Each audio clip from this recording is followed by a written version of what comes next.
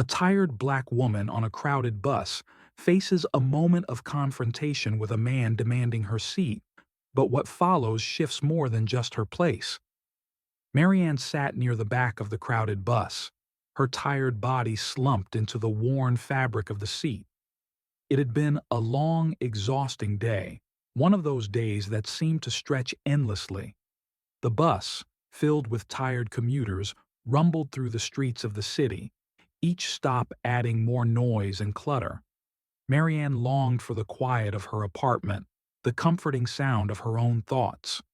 Her workday had been full of compromises, the type of compromises she had grown used to, navigating through rooms where she was often the only black woman, the only woman of color, or the only one without privilege. The weight of it all had settled in her bones, but she held her head high, as she always did. She was halfway through her ride home when the Thompson family boarded. A man, white, with a navy t-shirt and cargo pants, carrying his daughter's small hand in his own. The little girl, blonde pigtails bouncing as she walked, held a stuffed animal close to her chest. Marianne barely looked up. She was tired, and the last thing she wanted was to engage in another mindless interaction. She had her seat, and for tonight, it was her small space of calm. But the moment the Thompsons stepped aboard, the father's gaze locked onto her. The aisle was crowded, and there weren't many empty seats. She could feel his eyes on her, as if he had already decided what she should do next. The bus lurched to a stop, and as the doors hissed open, he approached her. "Excuse me," he said, his voice flat but carrying an edge. "You're in our seat." Marianne blinked, confused for a moment. She looked down at the seat number on her ticket stub, 18C, the same seat she had been assigned. "I'm sorry?" she asked, her voice calm. The man's eyes narrowed, clearly uncomfortable. He looked over at his daughter, then back to her. "My daughter needs to sit there," he said, his voice growing more insistent. "She doesn't do well sitting next to strangers." Marianne, still seated, didn't immediately respond. She glanced up at him briefly, the words coming to her like an old practiced reflex. "This is my seat," she said, her tone quiet but firm. "I'm not moving." The father, now visibly frustrated, leaned closer, his tone sharpened. "I don't think you understand," he said, his voice rising just slightly. "I paid for this seat. You're just some random person, and she's my daughter. She needs to be comfortable." Marianne's hands tightened slightly on her purse. The quiet indignation rose in her chest like a familiar tide, but she didn't let it show. She'd been here before, so many times before, made to feel small, made to feel like her seat, her place in the world, was somehow always negotiable. And now, in this moment, she refused to back down. "Your discomfort isn't my responsibility," she said, her voice unshaken. "There are plenty of seats further down the bus. Maybe you can try one of those." Mr. Thompson didn't like being dismissed. He looked around, his face reddening as the bus continued to fill with the soft hum of murmuring passengers. It was one of those awkward moments when everyone in the vicinity could sense something wasn't right, but wasn't quite sure how to intervene. Marianne could feel the weight of their silence. Those who were watching, those who were too unsure or too scared to speak up. She had seen it before, in boardrooms, on the street, in stores. It wasn't new. The quiet complicity of indifference. But before Mr. Thompson could say anything more, a voice interrupted. "Is there a problem here?" It came from the front of the bus, calm and commanding. Marianne looked up, surprised. The bus driver, Reginald, a middle-aged black man, had turned slightly in his seat, his eyes watching them through the rearview mirror. The bus was now half full, and it was clear to him what was happening. Mr. Thompson hesitated, as though deciding whether he would argue further with the driver or simply press on. He opened his mouth to say something but was stopped when Reginald spoke again, his tone even and unflinching. "Sir, I need you to let it go," Reginald said, his voice firm. "This woman has the right to sit where she's assigned, and you don't have the right to make her move. We don't do that here." For a moment, there was complete silence. Even the hum of the engine seemed to fade into the background. Marianne's heart raced, her chest tightening. The bus had stopped at a light, and the passengers, all of them, now looked around, some hesitantly meeting her eyes, some avoiding the confrontation entirely. The father stared at the bus driver, who held his gaze. Mr. Thompson shifted on his feet, his face now tinged with embarrassment. He took a small step back, looking around to see if anyone else would offer their support. No one did. There was only the silence of a bus filled with people unsure of how to act, unsure of how to challenge what they had all silently accepted for so long. For a second, it felt like the world was holding its breath. Marianne sat near the back of the crowded bus, her body slouched in exhaustion. She had just finished a 12-hour shift, and her aching feet begged for relief. The rattle of the bus as it rolled over uneven pavement was a familiar, comforting rhythm. She let her mind drift, staring blankly out of the window, watching the city blur by. Her thoughts were heavy, weighed down by the tension of the day, small indignities, uncomfortable conversations, the burden of navigating a world that rarely saw her as equal. But for now, on this bus, she could just exist in the quiet. She barely registered the family as they boarded. A white man, tall and broad-shouldered, was leading his wife and child onto the bus. The little girl, no more than 8 years old, clutched a stuffed animal tightly to her chest, her pigtails bouncing as she skipped forward. Marianne shifted slightly, giving them space as they scanned the bus for an empty seat. The man's gaze locked onto her, and for a moment, she thought nothing of it. She was used to people looking at her like she didn't belong, like she was taking up space they thought they were entitled to. She turned her attention back to the window, ready to slip back into her tired thoughts. But the man approached her directly, his eyes still fixed on her. "Excuse me," he said, his voice low but firm. "That's our seat." Marianne blinked, momentarily confused. She looked at her ticket stub. 18C, her seat. Her seat. She looked up at him, then back down at the seat number. It was her assigned spot. "I'm sorry?" she asked, her voice barely above a whisper. The man didn't seem to notice her confusion. "My daughter needs to sit there," he said, his tone sharper now. He gestured toward the seat next to her. "She doesn't like sitting next to strangers. She gets anxious." Marianne's stomach tightened as the words sank in. A knot formed in her chest, not because of the request, but because of the way it was framed. The implication that she was somehow less deserving of the seat she had paid for. The subtle insinuation that his discomfort, his family's discomfort, mattered more than hers. "No," Marianne replied, her voice steady despite the heat rising in her chest. "This is my seat. I'm not moving." The man's face flushed with irritation. "You don't understand," he said, his voice rising slightly. "I paid for this seat, and my family needs to sit together. This isn't about your convenience. This is about my daughter's well-being." His words stung. She had heard them before. People like him assuming their needs came first, that their comfort trumped hers. She was tired of being treated like an afterthought, of always being told to make space, to be small. Not today. "This is my seat," Marianne repeated firmly, her gaze unwavering. "I'm not moving. You can find somewhere else to sit." The man stood frozen for a moment, his face contorting with disbelief, and then his frustration erupted. He leaned forward, his voice growing louder now. "You're just some random person," he spat. "She's my daughter. I don't care about your comfort. She's not sitting in the back of the bus." The words cut through the air, and Marianne could feel the eyes of the other passengers on her. They were watching, some with uncomfortable glances, others with averted eyes. The silence that followed was thick, suffocating, and Marianne felt the weight of it press down on her.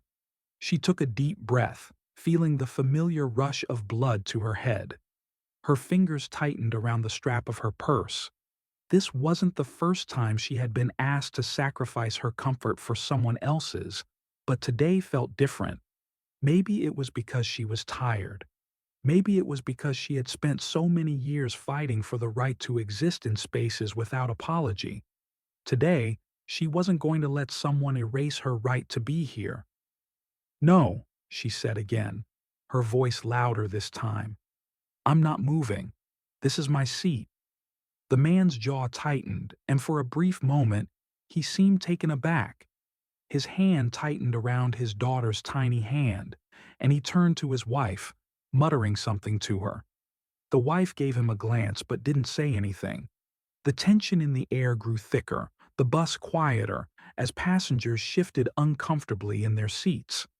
The man opened his mouth to speak again, but before he could say another word, a voice cut through the tension. "Is there a problem here?" The voice came from the front of the bus, calm and commanding. Marianne looked up, surprised. The bus driver, Reginald, a middle-aged black man with short, graying hair, had noticed the escalating situation. He was looking back at them through the rearview mirror, his expression steady and resolute. "Sir, I need you to let it go," Reginald said, his voice clear and firm. "This is her seat. She's not moving. There's no reason to make this a bigger issue." The man hesitated, his face reddening further. He looked at Reginald, then back at Marianne. The silence that followed was thick with tension. Marianne held her ground, her breath steady, but her heart was pounding in her chest. She couldn't look away from Reginald's eyes in the rearview mirror. There was something about the way he stood behind her, his calm authority, that gave her strength. Mr. Thompson blinked twice, his jaw tightening. Then he motioned for his wife and daughter to move to the back of the bus. He muttered something under his breath as he walked away, his face flushed with anger and embarrassment. As they moved past, the air in the bus seemed to shift. Marianne exhaled, her heart still racing, but she couldn't help the small feeling of triumph that bubbled up inside her. She wasn't sure what had just happened, but she had held her ground, and that was enough for now. The bus rumbled forward again, and the noise of the city outside came rushing back. The passengers who had been watching, who had been silent witnesses to this brief confrontation, began to return to their own worlds. But something had changed. The space felt different now. Reginald glanced at her through the rearview mirror, offering a subtle nod of acknowledgement. Marianne returned it, grateful for his quiet support. She leaned back in her seat, her fingers still gripping the strap of her purse. The tension in her body began to ease, and she allowed herself a small breath of relief. She had stood up for herself, for the first time in a long time, and it had felt like a victory. The bus hummed quietly after Mr. Thompson reluctantly moved to the back. Marianne sat motionless, still processing the confrontation. She felt a faint rush of adrenaline mixed with the deep exhaustion of the day. The bus continued to make its way through the busy city, but her mind was still reeling from the moment that had just unfolded. She had stood her ground, but the tension in the air lingered. As the bus rolled on, Marianne's eyes drifted to the other passengers. Some had returned to their phones, some were staring out of the windows. Others glanced at her, still trying to make sense of what had just happened. The usual hum of voices, the whispers, the nervous shifting, all seemed quieter now. It was as if the bus had become a different space altogether. The weight of it all hung heavily on Marianne's shoulders.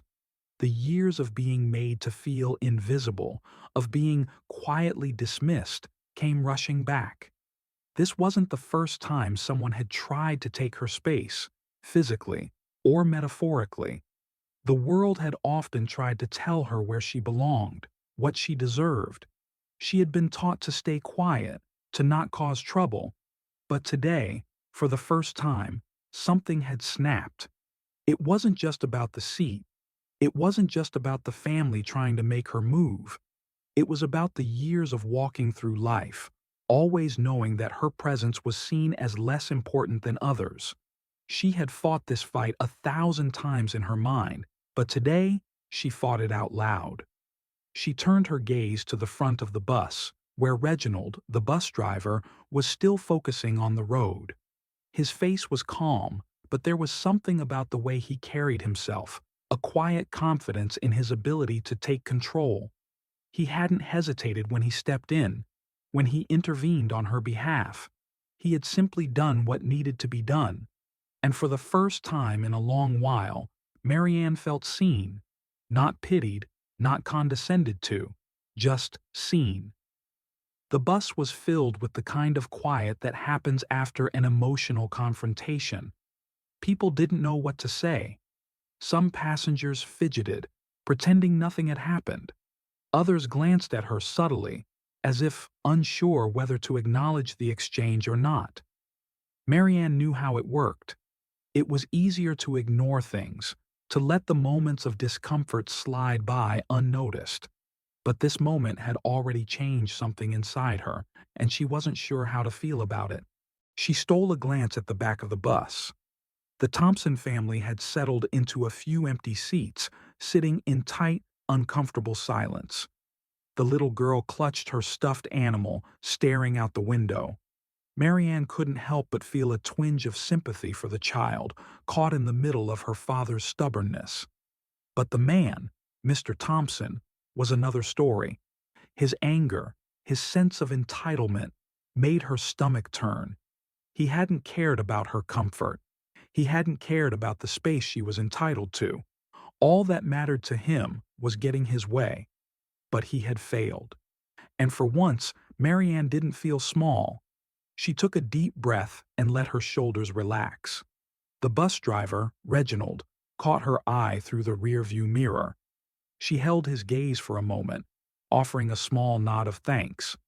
Reginald gave her a brief, almost imperceptible smile before turning his focus back to the road. It was a small gesture, but in that moment it felt like a quiet act of solidarity. He hadn't had to step in. He could have stayed silent, let the confrontation play out, but he hadn't. And somehow, that had made all the difference. The bus rumbled over another set of potholes, jarring the passengers from their thoughts. A few of the riders glanced toward the back of the bus, trying to read the mood of the room. But it was impossible to ignore the shift in the atmosphere. It wasn't just the confrontation that had changed things. It was the way Reginald had stepped in. It was the way Marianne had refused to back down. The bus had become something more than just a vehicle. It had become a small battleground, a place where power dynamics had shifted, if only for a brief moment. Reginald's calm demeanor had worked wonders. The situation had diffused without escalating further, but the unspoken message had been clear. Marianne was just as entitled to her space as anyone else. She wasn't lesser.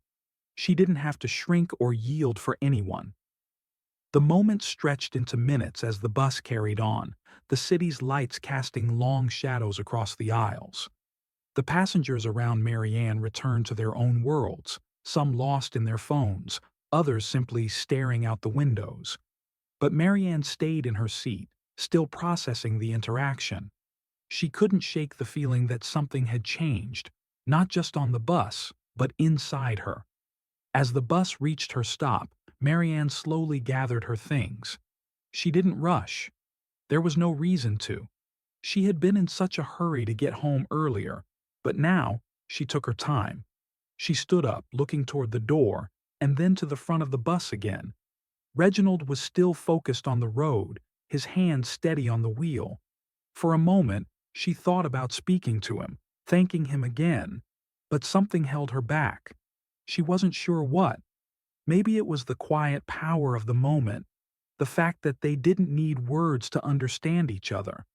As the bus slowed to a stop, Marianne made her way to the door, her steps measured, her heart still a little faster than normal.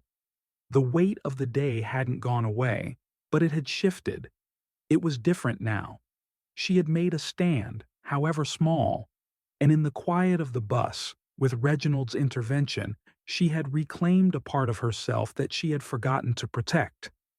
The doors hissed open, and Marianne stepped off the bus, her feet hitting the pavement with a sense of purpose.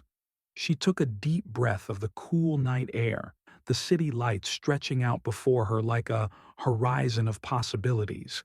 She had stood her ground, and for the first time in a long time, it felt like she belonged, right where she was. Marianne stood on the sidewalk, the bus's engine rumbling away in the distance. She hadn't realized how tightly she was gripping her purse until her fingers started to relax. The evening air was cooler than she expected, but it felt refreshing after the heat of the bus. She took a deep breath, trying to steady herself.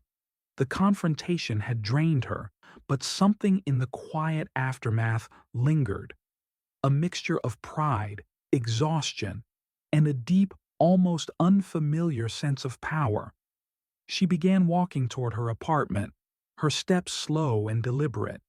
The city was busy as always, people rushing to their destinations, their faces blurred in the glow of the streetlights.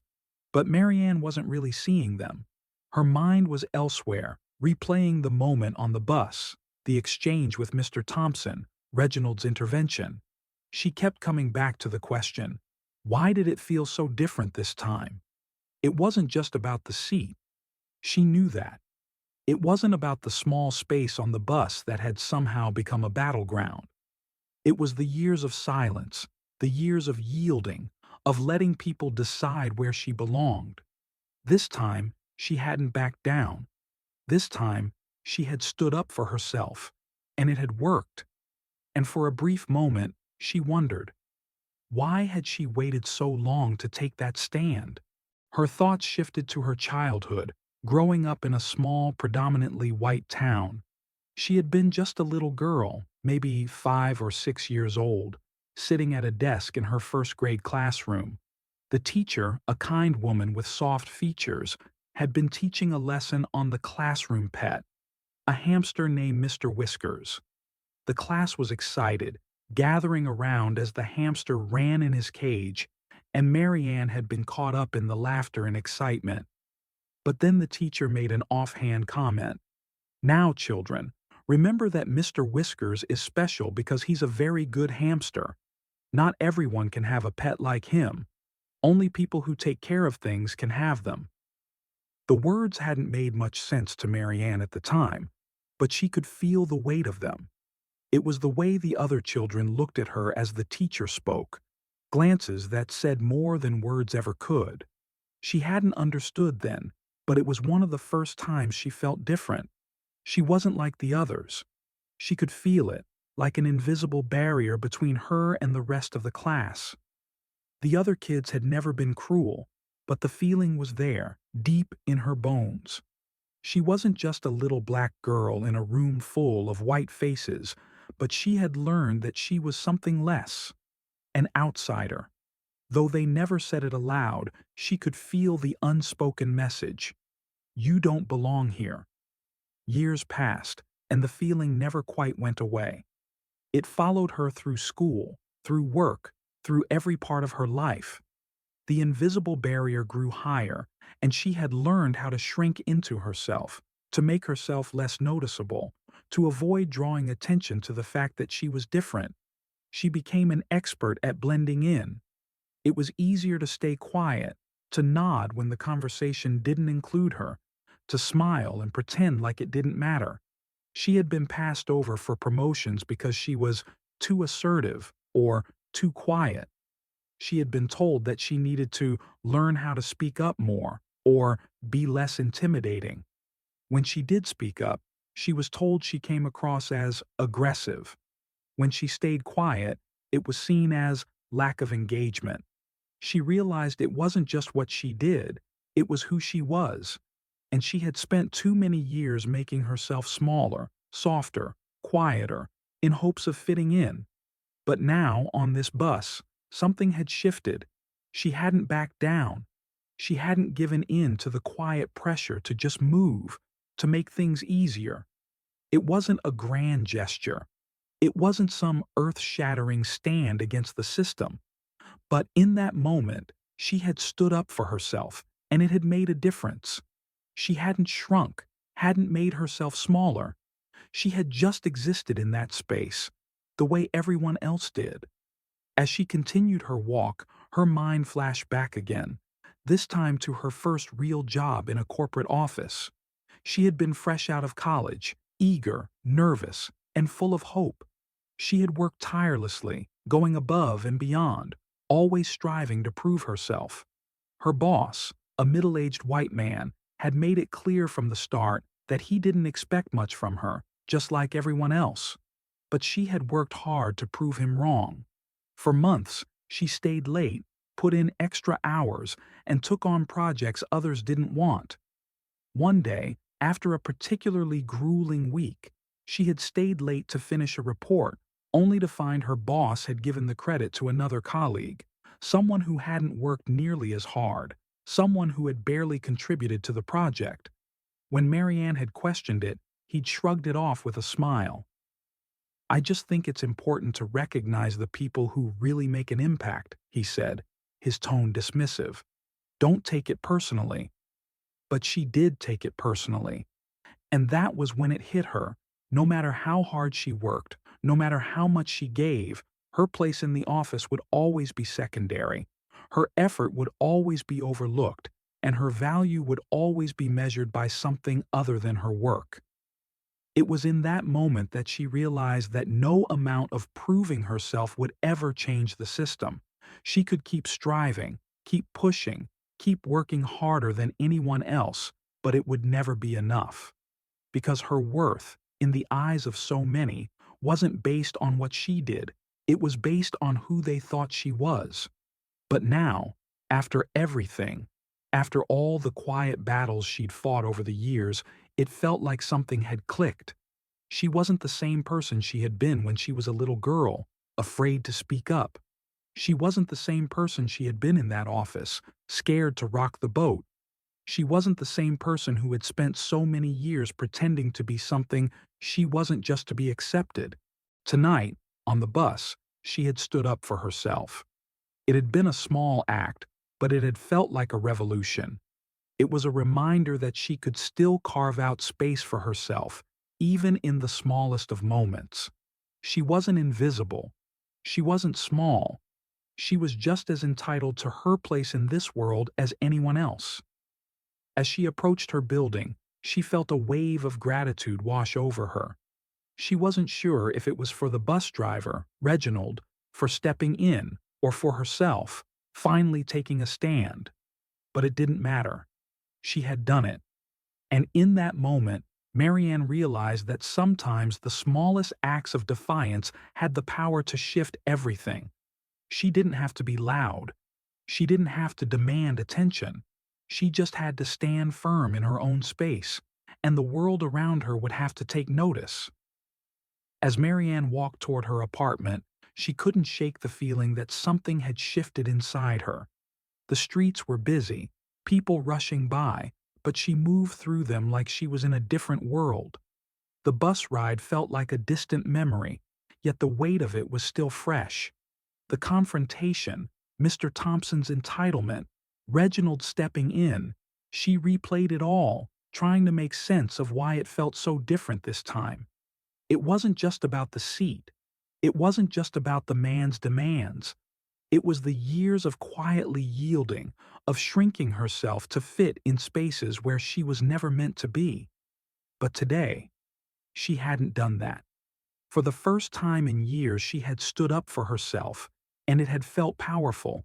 She hadn't backed down when he tried to make her feel less than, when he assumed she should move because his family needed to sit together. She hadn't let his discomfort or the silent pressure from the other passengers dictate her actions. She had held her ground, and it had made a difference. Marianne stood outside her building, her keys clenched in her hand, and took a deep breath. The cool night air filled her lungs, offering some relief. But something lingered. Why had it taken so long for her to say no? Why had she spent years allowing others to dictate her space, her voice? Her mind wandered back to her childhood, her first experience with feeling other. A classroom full of children who were all the same. And then there was her, the only black girl in the room.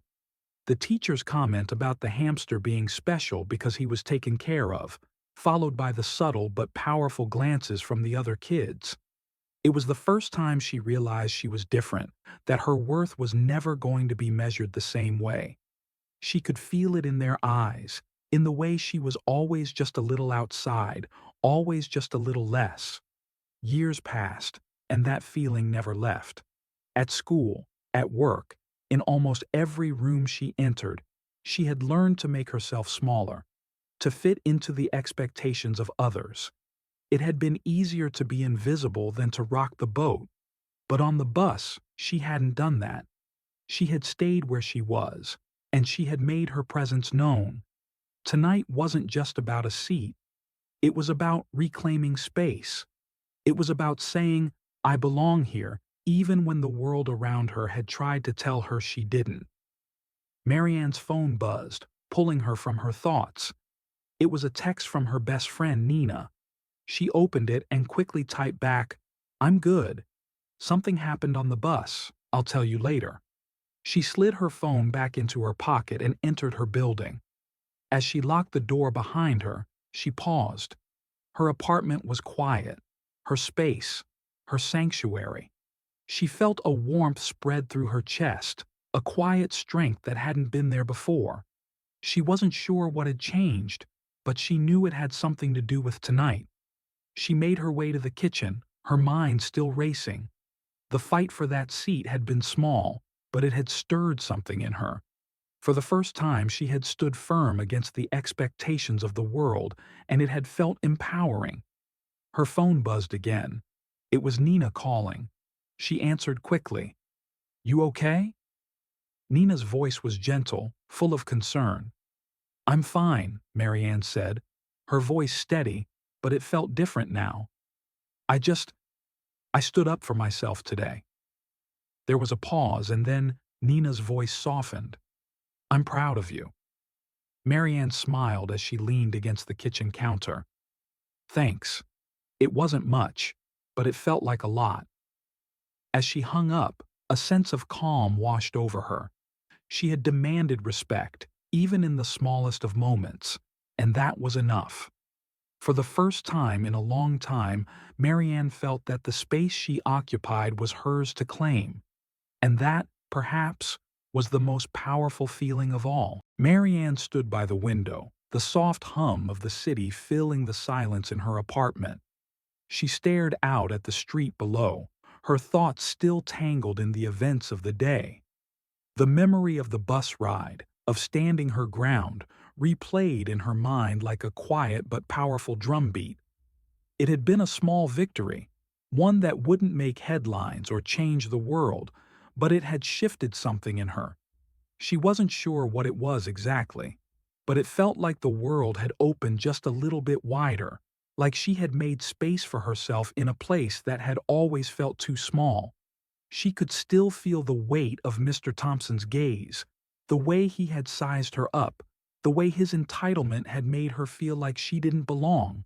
But even more than that, she could still hear the calm authority in Reginald's voice. The way he had stepped in, without hesitation, to support her when no one else had. It wasn't just about the seat. It was about everything that had led up to that moment. Years of silently accommodating, years of letting people take more than they should, years of feeling invisible. But tonight, she hadn't made herself small. She hadn't backed down. As the evening wore on, the weight of the day began to lift. The quiet moments at home, the familiar comfort of her space, were soothing. She let herself breathe deeply, letting the tension in her shoulders ease. But still, there was a flicker of something that made her want to do more. She had taken a stand, yes, But there was something inside her that was asking for more than just one small act of defiance. Maybe it was the realization that she had always been waiting for someone else to speak up for her. Maybe it was the feeling that tonight had marked the beginning of something bigger than herself. Reginald had stepped in because he knew, without saying it aloud, that sometimes we all need someone to remind us of our worth. Maybe it wasn't just about standing up for herself. It was about realizing that she didn't have to do this alone. She didn't have to shrink herself to fit in the spaces others thought she deserved. She could carve out space for herself, and it could be just as much hers as anyone else's. The phone buzzed again, snapping her out of her thoughts. It was a text from Nina. "So, are you going to tell me what happened on that bus? Or do I have to wait until we meet up?" Marianne smiled softly, her fingers hovering over the keyboard. She typed a quick response. "I'll tell you soon. Just needed some time to think. But yeah, it was a big moment for me." As she sent the message, Marianne felt a sense of pride swell in her chest. She hadn't expected to feel this way. A quiet strength, a steady confidence that she hadn't known she was capable of. Maybe it was the small, everyday moments of resistance that made the biggest impact. Maybe it wasn't about making noise. It was about simply being seen. She took a deep breath and looked out the window once more. The city lights twinkled like tiny stars in the darkened sky. For the first time in a long time, Marianne felt like she was exactly where she needed to be. Not invisible, not quiet, but present. And for the first time in a long time, she knew she was worthy of every inch of space she occupied. And that, she realized, was the truest victory of all.